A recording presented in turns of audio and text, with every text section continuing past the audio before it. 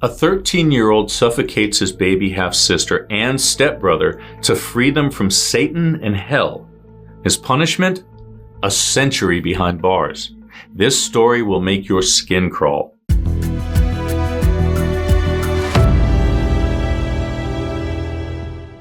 I'm Chris. Thanks for clicking True Crime Recaps. This is where you're going to get all the crime in half the time every week. Now today, I want to tell you about teenager Nickalas James Kedrowitz. He was 13 when his stepfather asked him to keep an eye on his 23-month-old half-sister Desiree. Only a few minutes later, Nickalas came to him with the baby wrapped in a towel in his arms to tell him she wasn't breathing. 5 days later, on May 6, 2017, she was pronounced dead. 2 months later, on July 20th, the still grieving family enjoyed a quiet night at home having dinner and watching TV. That's when Nickalas was asked to tuck his 11-month-old stepbrother Nathaniel into bed for the night. But just as before, the teenager wasn't alone with the baby for long before things went horribly wrong. Just minutes later, he was back to tell them the baby wasn't acting right. He wasn't moving. And when emergency responders were called back to the family's home in Osgood, Indiana, to check on him, they discovered that he too was dead. But no one suspected the 13-year-old could be a murderer. Then, about a month after the death of their second child, something happened to make his parents suspect there was something very wrong with their teenage son. He was visiting his aunt and uncle's house when he squeezed a kitten almost to death. Not knowing what else to do to end the poor thing's suffering, his aunt and uncle decided to take it somewhere and put it out of its misery. That's when Nickalas said something shocking. He asked to go with them. In his horrifying words, he, quote, wanted to see the kitten's brains splatter everywhere. The incident was so gruesome and frightening, they reported it to police. As investigators dug deeper into Nickalas's behavior, some shocking details started coming to light. At school, he was a troublemaker, constantly picking fights and failing his classes. At home, his lies and selfishness had become pathological.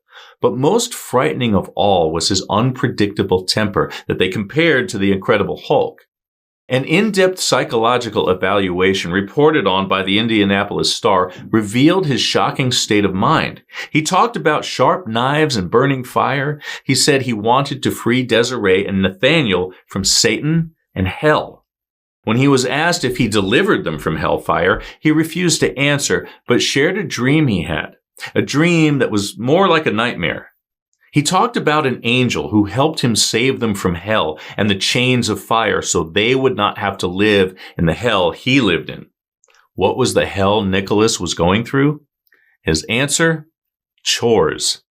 By the end of his session, the doctor came to believe the awful truth. The children's deaths were not tragic accidents like they first believed, but in fact, their older brother was their killer. He had carefully and methodically smothered his baby sister with a towel, then waited 2 months to do the same to his baby brother.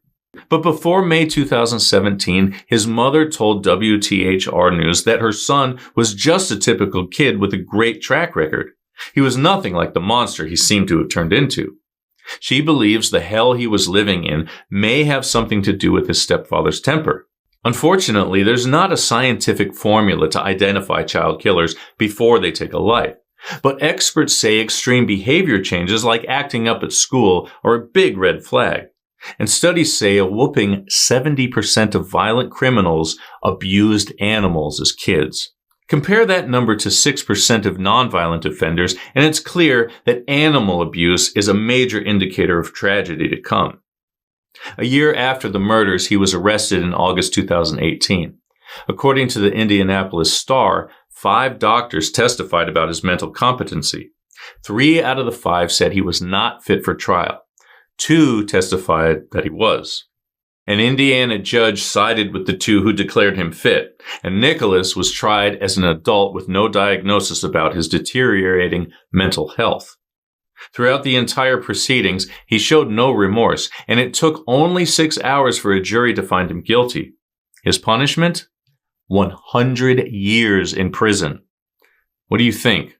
Does his punishment fit his crimes? Let us know in the comments, and thanks again for watching. It would mean so much to us if you took the time to give this a like and hit subscribe and the bell so you never miss a recap. Until next time, take care.